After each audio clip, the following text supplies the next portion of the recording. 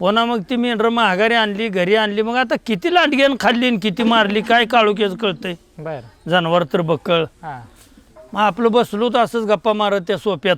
हा तवर रातचं 2 मेंढरं आली पुन्हा मागणं 10च्या पुढं आली. बर 2 मेंढरं आल्यावर पुन्हा लयच वाटायला लागला लय मेंढरं खाल्ली लांडग्यानं म्हणलं. हा यात नाही कुठं तरी फटकून राहिलीच आली म्हणलं. हा असं करत करत निम्यारात पतूर मेंढरी 1-2 मेंढरी येत होती.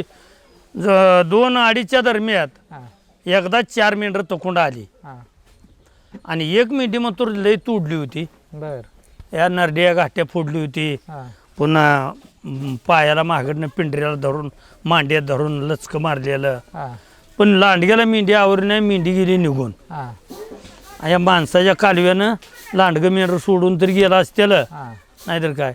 मग ती मेंढी बसली होती खाली वड्यात जाऊन एका झाडाखाली. बर सकाळपर्यंत आम्ही उठून रान फिरलो. हा कुठं नाही सापडली. हा आमचा चुलत भाऊ गावाकडे चालला होता दत्तोबा. हा मग दत्तोबाला नजर पडल्यावर दत्तोबानं पुन्हा घरी येऊन सांगितलं मेंढी हायत म्हणून. बर मग ती उचलून मेंढी घरी आणली.